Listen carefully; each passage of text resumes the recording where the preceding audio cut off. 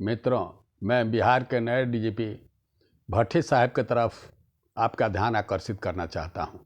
मित्रों, भट्टी साहब के बारे में कहा जाता है कि जब आम पुलिस का, बिहार पुलिस का जब अपराध नियंत्रण करने के लिए सभी उस उपाय असफल हो जाते हैं तो भट्टी साहब का उपाय शुरू होता है।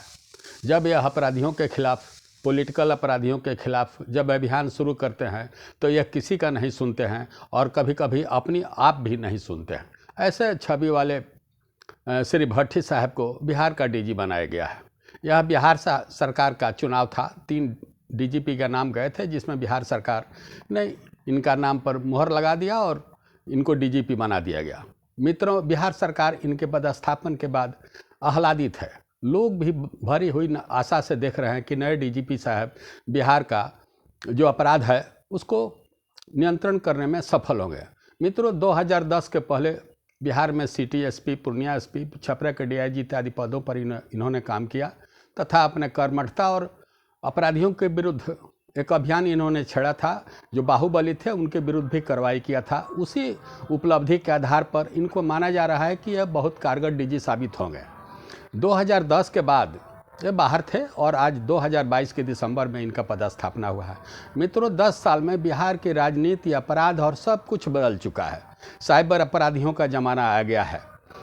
सबसे बड़ी बात है कि 2016 में जो शराबबंदी लागू किया गया है, बिहार पुलिस का 90% समय अपराध, शराब रिकवरी, शराब पीने वालों को पकड़ने, व्यापार में लिप्त तथा जो अन्य भंडारण है, शराब का भंडारण, उसके में कार्रवाई करने में बिहार पुलिस का करीब 70% से लेकर 80% टाइम चला जाता है।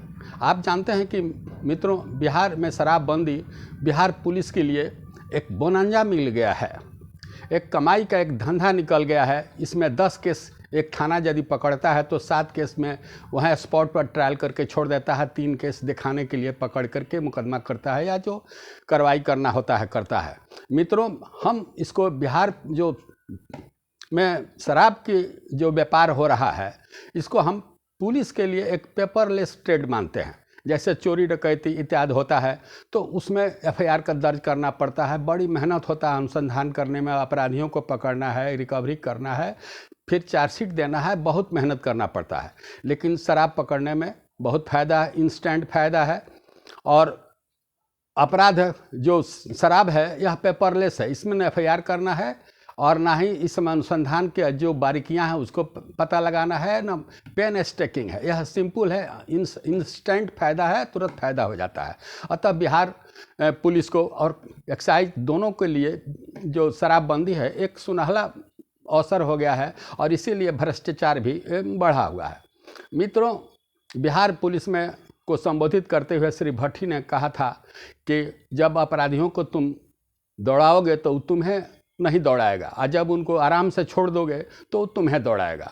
मित्रों, इसका मतलब ये हुआ कि पुलिस को प्रोएक्टिव होना चाहिए। प्रोएक्टिव का मतलब होता है कि जैसे अपराध होने के पहले अपराधियों के समय में जो गुंडा एक्ट है या गुंडा जो रजिस्टर है या जो गैंग रजिस्टर है, थाना को उसको अपडेट करके अपराधियों को सूची बना करके उनके ऊपर निरंतर कार्रवाई होना चाहिए, उनको चेज करना चाहिए।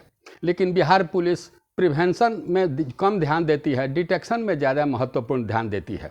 मित्रों, अभी हाल में देखा होगा कि छपरा में जहरीली शराब से मरने के बाद पुलिस किस तरह से एक्टिव हो गई है।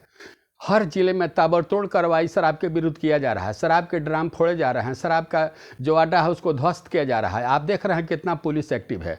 और जैसे ही यहाँ पर कड़ाई जो ढीली पड़ी, बस फिर पुलिस ढीली हो जाती है। इस तरह के कार्रवाई को पुलिस एडहोसिज्म हम कहते हैं कि तत्काल घर में आग लग गया तो कुआं खोद करके कार्रवाई हो गई। लेकिन भट्टी साहब का कहना है कि पुलिस को प्रोएक्टिव होना चाहिए। दूसरा, भट्टी साहब ने कहा कि जो जिला के पुलिस कप्तान हैं या जो पदाधिकारी हैं वह डीआईजी, आईजी से दिशा निर्देश लेते रहेंगे। मित्रों, मैं इसके हायरार्की में, पुलिस के हायरार्की में कुछ आपका ध्यान आकर्षित करना चाहता हूँ। थाना लेवल पर केवल थाना प्रभारी को छोड़ के उसके जितने अधीन जूनियर दरोगा हैं, एएसआई हैं, किसी को अपराध से मतलब है, केवल थाना प्रभारी को अपराध से मतलब है। बाकी जो नीचे के पदाधिकारी हैं वह केस का अनुसंधान तथा वो दूसरे काम में लगे हुए हैं। कितनों उनको आप कहिएगा, थाना प्रभारी कहेंगे, लेकिन वह रुचि अपराधियों के विरुद्ध डिटेक्शन, अपराधियों को सूची तैयार करने में उनकी रुचि बहुत कम रहती है। इसके अलावा जिला में 2 पद बहुत महत्व रखता है। जैसे एसडीपीओ का, वो डीएसपी का पोस्ट है, सर्किल इंस्पेक्टर का पोस्ट है।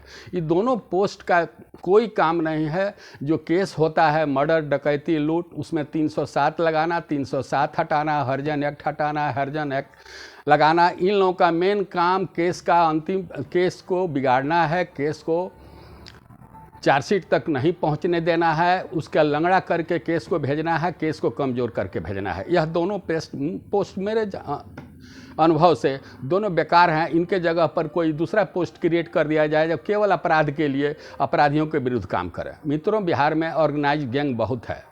यह गैंग अब शराब में व्यस्त हो गया है और दिन में जो बैंक तथा अन्य वित्तीय संस्थाओं में पैसा लेन देन का जहां कारोबार होता है, डकैती चोरी होती है, वही अपराध रह गया है। उसके अलावा जो यहाँ पर महत्वपूर्ण जो पटना तथा अन्य डिस्ट्रिक्ट मुख्यालय में जो अपराध हो रहा है, घर में जो ताला बंद है उसमें जो चोरी होती है, इसको बर्गलरी आप कह सकते हैं। जो घर में कोई सोया हुआ है या ताला बंद है, घर का लोग अनुपस्थित है, उसमें अपराधी घुस जाते हैं और जो कीमती सामान या कोई बहुमूल्य सामान लेकर जाते हैं।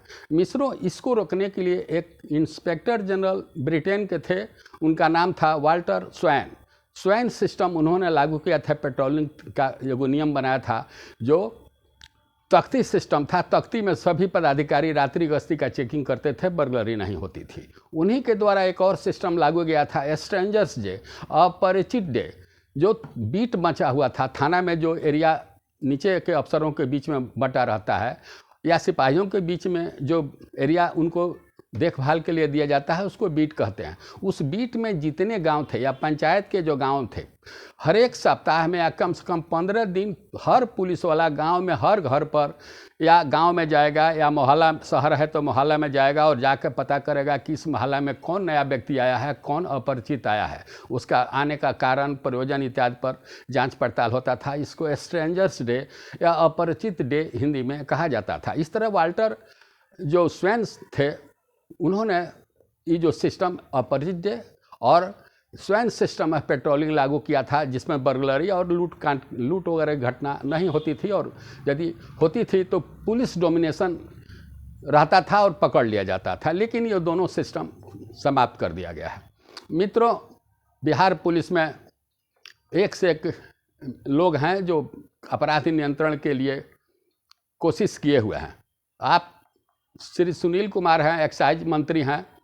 बिहार में एक्साइज में शराबबंदी वगैरह के लिए सफल बनाने के लिए उनका भी दायित्व है। वो बिहार के डीजी रह चुके हैं, पटना के सीनियर एसपी रह चुके हुए हैं। उनको भी अपराध नियंत्रण करने में या शराबबंदी को सफल बनाने में बहुत भूमिका की अपेक्षा थी, लेकिन वैसा अपेक्षा के अनुसार कुछ उनके तरफ से एक नया नियंत्रण करने के लिए तरीका अभी तक नहीं बनाया गया है। इसलिए पुलिस के किसी भी अफसर को आप लगा देंगे, या यदि पुलिस प्रो पुलिस नहीं है और अपराधियों को बैठने दे रही है, तो वहाँ पर अपराध नियंत्रण नहीं होगा।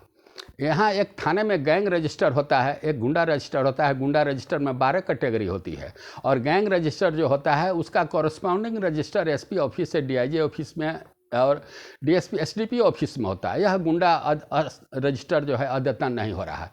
कुल मिलाकर के जो थाना की स्थिति है या पुलिस की स्थिति है, बिहार की पुलिस अपराध नियंत्रण करने में कंप्लीट असफल साबित हुई है। लेकिन मुझे लगता है कि श्री भट्टी साहब के आने के बाद बिहार में अपराध पर नियंत्रण रहेगा। जैसा इनकी छवि है, इनसे अपराधी डरे हुए हैं, और जो पॉलिटिकल क्रिमिनल्स हैं, जो पॉलिटिकल और पुलिस का जो नेक्सस है, इसको तोड़ने में भी हम समझते हैं कि सफल होंगे। चूँकि इनको 2-3 एडवांटेजेज है। पहला कि ये बिहार के नहीं है, इसलिए बिहार के पॉलिटिशियन से या बाद में रिटायरमेंट के बाद कोई पार्टी ज्वाइन करके या कोई कमीशन का मेंटेन बनने की इनको प्रत्याशा थी, इनको आशा नहीं है। बाहर के रहने वाले हैं, यहाँ के लोगों से, यहाँ के पॉलिटिशियन से, या यहाँ पर बाद में चल करके कोई कमीशन का या कमेटी का चेयरमैन बनने की इनको लालसा नहीं रहती है। ऐसे निष्पक्ष आदमी से मैं आशा करता हूँ कि अपराध नियंत्रण होगा, बशर्ते कि बिहार की पुलिस के माइंडसेट में परिवर्तन करना होगा। धन्यवाद।